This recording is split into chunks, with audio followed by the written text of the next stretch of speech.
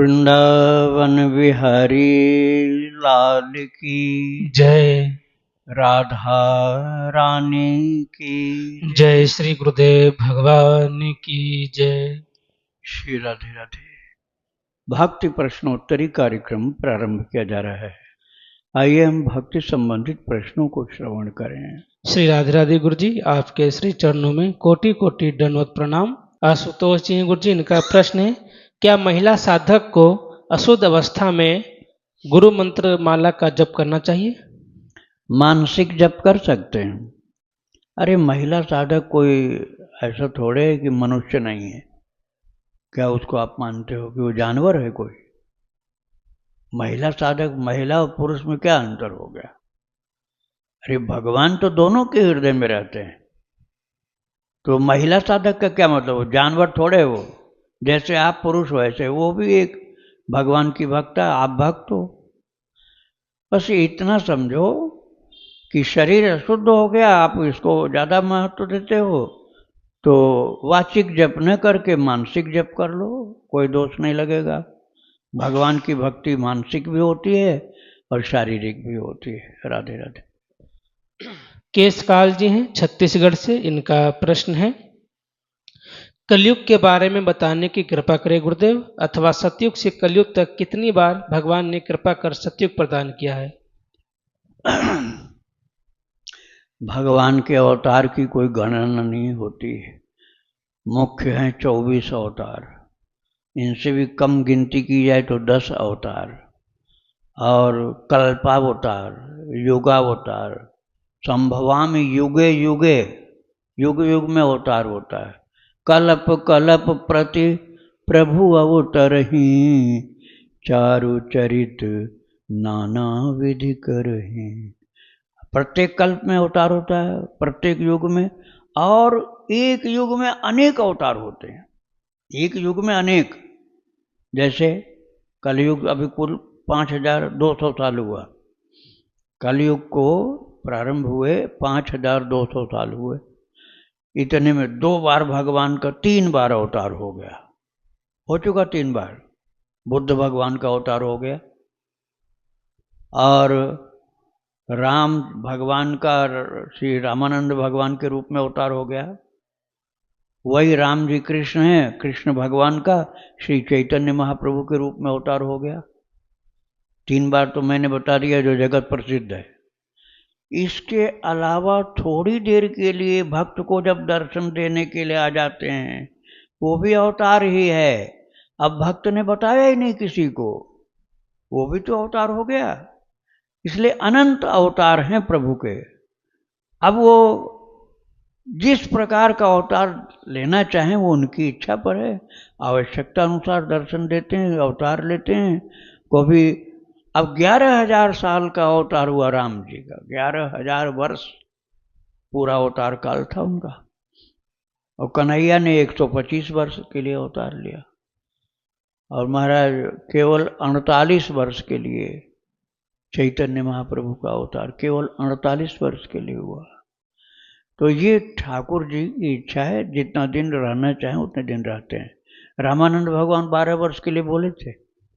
उनके माता पिता ने जो तप किया था बद्रीनाथ में, पुण्य सदन और सुशीला ने, तो उनको भगवान ने 12 वर्ष का वचन दिया था, मैं 12 वर्ष के लिए पुत्र बनूंगा, और 12 वर्ष के बाद अंतर्धान हो गए। वो तो ऋषियों ने प्रार्थना किया, यज्ञ कराया कि प्रभु धर्म की रक्षा के लिए 100 वर्ष के लिए और फिर से आ जाइए। तो 100 वर्ष के लिए फिर से प्रभु आ गए, तो 112 साल के लिए हो गया। तो भगवान के अवतार अनंत हैं। अब उनमें से जितना आप जान लीजिए उतने अवतार, कितने अवतार हुए कोई गिनती नहीं हो सकती है। राधे राधे। इनका दूसरा प्रश्न है, शरीर की इच्छाएं आकांक्षाएं अनेक अनेक होती है, तो आत्मा की क्या होती है? आत्मा ना तो कभी जन्मा है और ना कभी मरा है, वो तो भगवान का अंश है। शरीर छूटने के बाद यातनाएं किसे मिलती है? शरीर छूटने के बाद एक यातना देह मिलता है। ये शरीर तो छूट गया पांच भौतिक, अब ये तो जला दिया गया, इसको कहाँ से दंड मिलेगा? तो सारी जड़ तो ये है कि हम बोल देते हैं कि हम आत्मा हैं और प्रैक्टिकल में आत्मा अपने को नहीं मानते हैं। फिर क्या मानते हैं? आत्मा में तो कोई दोष होता ही नहीं, आत्मा में कोई दोष नहीं होता। ईश्वर अंश जीव अविनाशी चेतन अमल सहज सुख राशि। चेतन है, चेतन का मतलब जड़ नहीं है, मूर्ख नहीं है, अज्ञानी नहीं है, तो चेतन हुआ।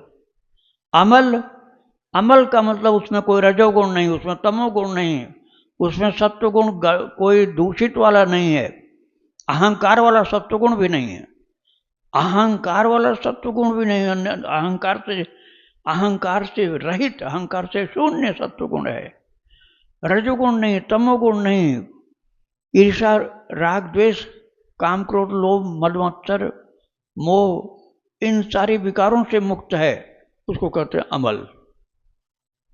तो आप मानते हो अपने को ऐसा?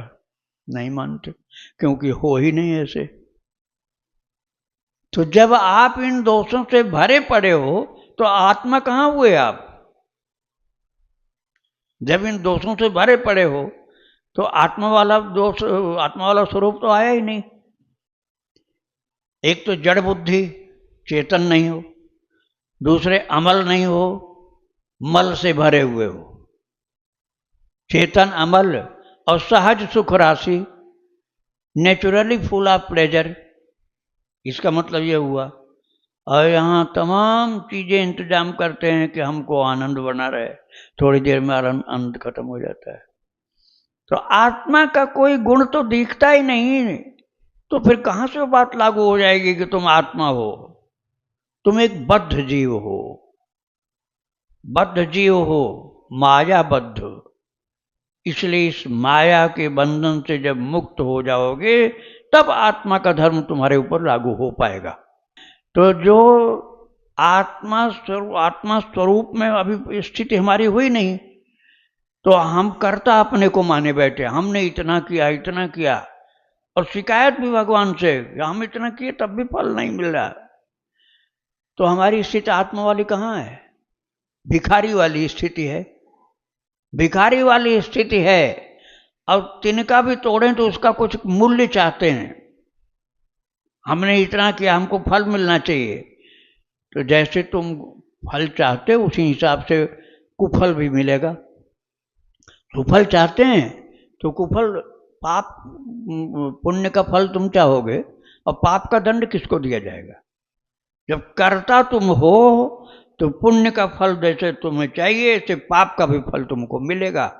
अब शरीर तो छूट गया यहाँ, तो उसको भोगने के लिए एक शरीर मिलता है, उसी का नाम होता है यातना देह। अब उस यातना देह के ऊपर जो डंडे पड़ते हैं, आरी चलती है, तेल में डाला जाता है, ये सब नरक की बातें हैं। और ये जो उसने पुण्य बहुत किया है तो स्वर्ग में जाता है, वहाँ खूब खुश रहता है, लेकिन पुण्य खत्म होते फिर जन्म ले लेता है धरती पर आकर। और यही मरना जन्म लेना, बड़ा होना, फिर मरना, फिर जन्म लेना, यही उसके बंधन के कारण से चालू रहता है। यदि आत्मस्वरूप का बोध हो जाए कि अरे बहुत हम तो गलत समझ रहे थे, हम ब्राह्मण नहीं, और ब्राह्मण का अहंकार पाले बैठे हो, बहुत सारा वेश बनाए हो, बहुत सारा वेश बना लिए सन्यासी का और साधु का, और नहीं हम तो ब्राह्मण हैं, तो पड़े रहो ब्राह्मण के बंधन में। आत्मा ब्राह्मण नहीं होता, आत्मा क्षत्रिय भी नहीं होता, आत्मा शूद्र भी नहीं होता, आत्मा वैश्य भी नहीं होता, तो क्यों फिर जाति को मानते हो? इसलिए इसका मतलब हो कि आत्मा में तुम स्थिति नहीं हो। तो ये जो बंधन है तमाम, ये तुम्हारे आत्मज्ञान से बिल्कुल अलग हैं, और लड़ाई करते हैं अपनी जाति के लिए, तो फिर इसका मतलब आत्मा में है ही नहीं, आत्मा स्वरूप में नहीं। तो इसलिए दंड भी मिलेगा, पुरस्कार भी मिलेगा, दोनों भोगना पड़ेगा। तो इसी को भोगने के लिए यातना देह मिलता नरक के लिए, और स्वर्ग में जाने पर दिव्य देह मिलता है, और पृथ्वी पर आने पर फिर वही पांच भौतिक स्वरूप उसको मिल जाता है। श्री राधे राधे। काशी सिंह गुरु जी, इनका प्रश्न है, गुरु जी मुझे 1.5 साल पहले मेरे प्रभु श्री सीताराम जी के युगल नाम की दीक्षा फोन पर मिली थी। जिनसे यह मंत्र मिला था उनसे मैं आज तक नहीं मिला हूँ। उस वक्त मन बड़ा परेशान रहता था और कहीं से मुझे उनका नंबर मिला जिन्होंने मुझे फोन पर दीक्षा दिया था, किंतु मेरी आस्था पूरी तरह से बन नहीं पा रही है गुरु जी के प्रति। फिर उसके 6 महीने बाद आपका सत्संग मिला, आपके श्री मुख से भक्त चरितावली सुनने को मिला और 10 लाख प्रभु के नाम लेखन का मौका भी मिला। गुरुजी बड़ी दुविधा में हूँ। मन में प्रेरणा होती है कि आपके श्री चरणों में गिरकर हमेशा के लिए आपका हो जाऊं।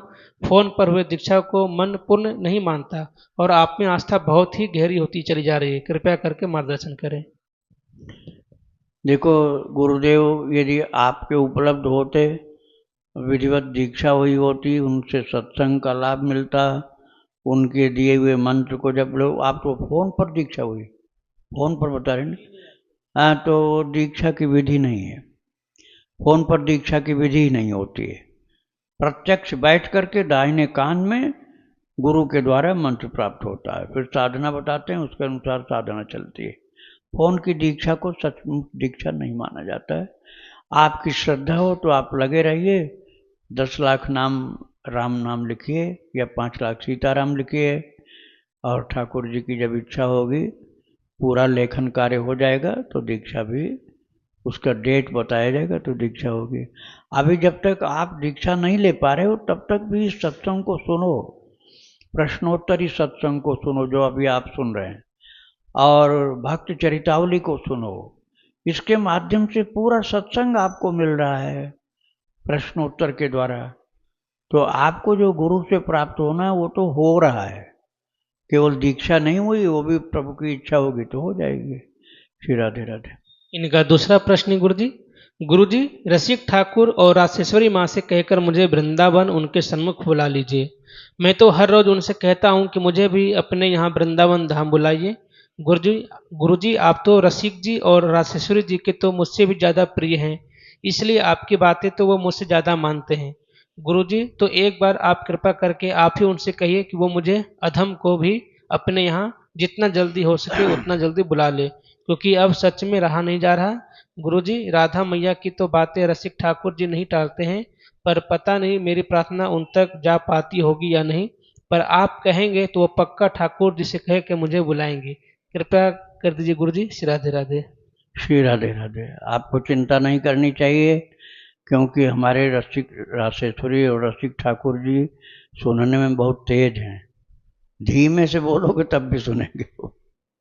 चींटी के पग नूपुर बाजे सो भी साहब सुनता है। चींटी का पैर नहीं देखे होगे आज तक, चींटी भले दिखलाई पड़े, पैर तो नहीं दिखता और चलती है। अब कितना बारीक पैर होगा, उसमें भी नूपुर बांधा जाए और वो बजे तो कितना धीमा होगा, तो शायद सुनाई नहीं पड़ेगा मनुष्य को, लेकिन भगवान को सुनाई पड़ता। कबीरदास जी ने ऐसा बताया। तो आपकी बात वो सुन रहे हैं, वहाँ से भी सुन रहे हैं, और यहाँ तो माइक में बोला जा रहा है, यहाँ और सुन रहे हैं। तो वो आपको बहुत प्रिय हैं और आप उनको प्रिय मानते हो, वो आपको भी प्रिय मानते हैं। नमे द्वेष्योस्ति न प्रिय ए भजन्ति त्वाम भक्त्या मैते तेषु चाप्य हम। भगवान ने गीता जी के 9वें अध्याय में कहा है, मुझे कोई प्रिय अप्रिय नहीं है अर्जुन, प्रिय या अप्रिय नहीं है। ए भजन्ति तो माम भक्त्या मयि ते तेषु चाप्रियम। देखो चाप्य हम, मयि ते तेषु चाप्य हम। भगवान ने कहा जैसे समझ लो लकड़ी है, लकड़ी में अग्नि होती, ये बात जल्दी व्यक्ति मानेगा नहीं, लेकिन लकड़ी में अग्नि होती है। कोई माचिस मत लाओ, कोई आग मत लाओ, 2 लकड़ी कस के रगड़ना शुरू करो, देखो आग की चिंगारी फेंक देगी, आग लग जाएगी। कहाँ से आई आग उसमें? माचिस तो जलाई नहीं, अग्नि तो लाए नहीं, अग्नि कहाँ से आई? उसी के भीतर से निकली, लकड़ी के भीतर से निकली, कहीं से आई नहीं है। ऐसे प्रभु कहते हैं ए भजन तो तमाम भक्त्या मयि ते तेषु चाप्य हम।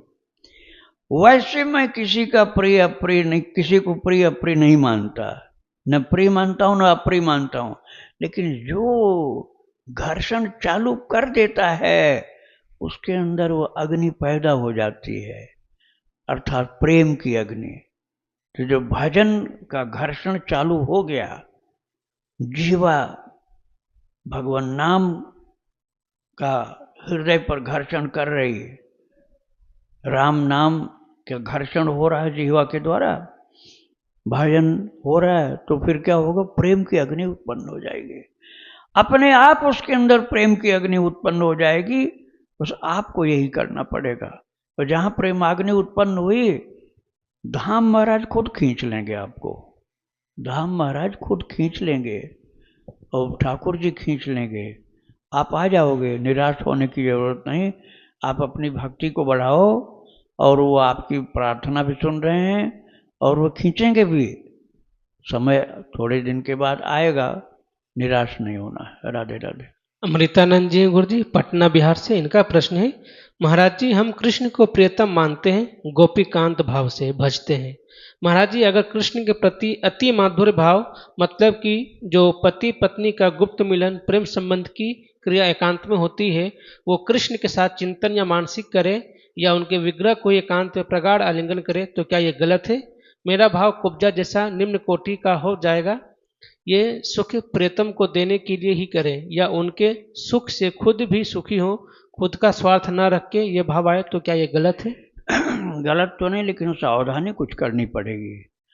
हमारा शरीर गंदगी का ढेर है, शरीर जो है ना हमारा गंदगी का ढेर, हर छेद से गंदगी निकलती है, दुर्गंध दुर्गंध। तो हमारे ठाकुर जी जो मंदिर में विराजमान है ना, वो महान शुद्ध पवित्र हैं, इसलिए उनको अपने गंदे शरीर से बार बार लगाना नहीं चाहिए। और आपको लगाना ही है सीने से, हृदय से, तो नहा धोकर साफ सुथरे होकर के तब एक बार दो बार लगाओ। लेकिन उसके बाद दिन भर पसीना छूटता है, दुर्गंध निकलती है। अब गंदा शरीर से बार बार भगवान को आलिंगन करोगे तो ठीक नहीं होगा। या तो साफ सुथरे होकर नहाने के बाद ऐसा कर लो, नहीं तो मानसिक करो। ये मानसिक, आंख बंद करके बस ठाकुर जी की छवि को याद करो और मन में सोचो कि हमारे प्रभु सामने खड़े हैं, हम उनको ऐसे छाती से लगा रहे हैं, आलिंगन कर रहे हैं मन से। तो मन हमारा सदा निर्मल रह सकता है यदि हम कोई गंदा चीज न सोचें, यदि कोई गंदा चीज न सोचें, समझें, तो मन सदा पवित्र रहेगा, बिना साबुन के साफ रहेगा, बिना पानी के साफ रहेगा। शरीर बिना साबुन पानी के नहीं साफ होगा। इसलिए शरीर से तो ऐसा करना बार बार ठीक नहीं है। नहाने धोने के बाद तो हो सकता है, लेकिन हमेशा नहीं है, तो दुर्गंध होती है शरीर में। कितनी दुर्गंध किसी किसी के शरीर में इतनी दुर्गंध होती है कि पास में खड़ा हो जाए तो लगता है कि उठ के भागना पड़ेगा या उसको भगाना पड़ेगा, इतना गंदा शरीर होता है। तो भगवान का परम निर्मल शुद्ध पवित्र शरीर है, बार बार आलिंगन करना उपयुक्त नहीं होता। नहाने के बाद एक बार कर लो, और हमेशा करने का मन है तो आंख बंद करो, प्रभु की छवि को याद करो, और बस उस समय आपको दोष नहीं लगेगा क्योंकि मन आलिंगन कर रहा है, शरीर नहीं कर रहा है। तो चाहे जितनी बार कर सकते हो। श्री राधे राधे। मुकेश कुमार जी जयपुर राजस्थान से, इनका प्रश्न है, गृहस्थ आश्रम में हूँ, सुबह 4 से दिनचर्या में प्रभु श्री कृष्ण के बाल स्वरूप की सेवा में संध्या श्री गीत गोविंद दामोदर स्तोत्र, श्री पृथ्वी स्तोत्र, श्री रुद्राष्टकम, श्री नंद कुमाराष्टकम, श्री यमुनाष्टकम, श्री राधा जी के 28 नाम, श्री राधा कृपा कटाक्ष स्तोत्र, श्री कृष्णाष्टकम, श्री मधुराष्टकम, श्री गोपी गीत और श्री राधा चालीसा पाठ की सेवा समर्पित होती है।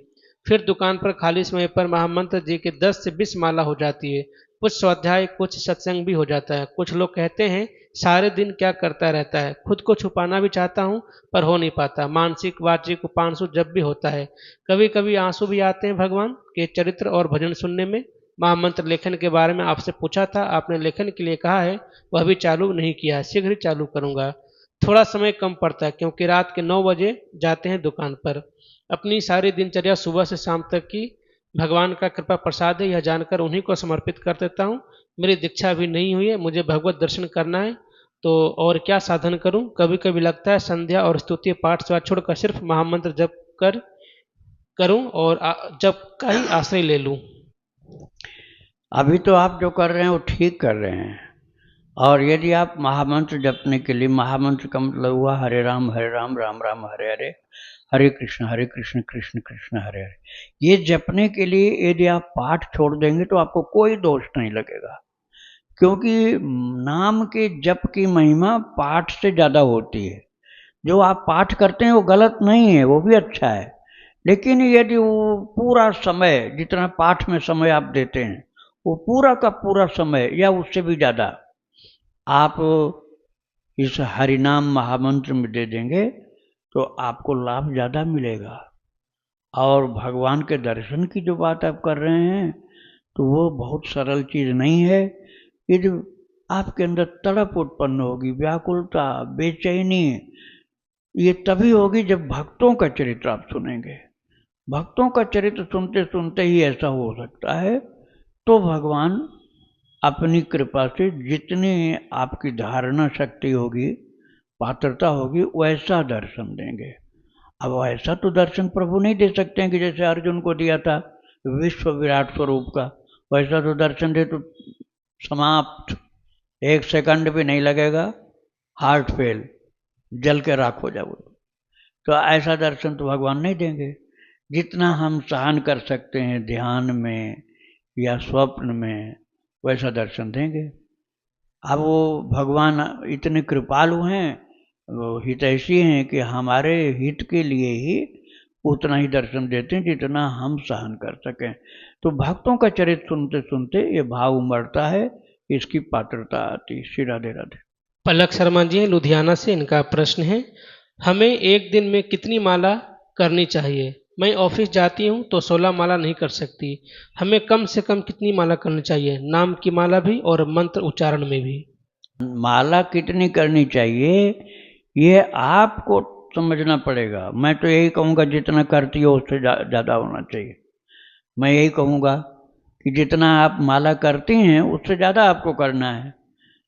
अब आप ये समझ लीजिए कि 16 माला में भी बाधा पड़ रही है, तब मैं कैसे कहूँ कि आप 64 माला करो। मैं, मुझसे आप पूछें तब तो मैं यही कहूँगा कम से कम 1 लाख करो। अब 1 लाख नाम जपने के लिए 64 माला करनी पड़ेगी। आपको 16 माला में ही लगता है कि ज़्यादा है, तो आप एक बार में 16 माला कर लो, बाद में 4 माला, 8 माला, 12 माला, 16 माला, ऐसे करते करते यदि 24 घंटे में 64 माला कर सको तो फिर बहुत अच्छा रहेगा आपके लिए। नहीं हो पा रहा तो 16 की जगह 32 तक तो पहुँचो। शाम को भी कर लिया करो, थोड़ा और बढ़ाओ। माला ज़्यादा करोगे तब उसका लाभ ज़्यादा होगा। श्री राधे राधे। वृंदावन बिहारी लाल की जय। राधा रानी की जय। श्री गुरुदेव भगवान की जय। श्री राधे राधे।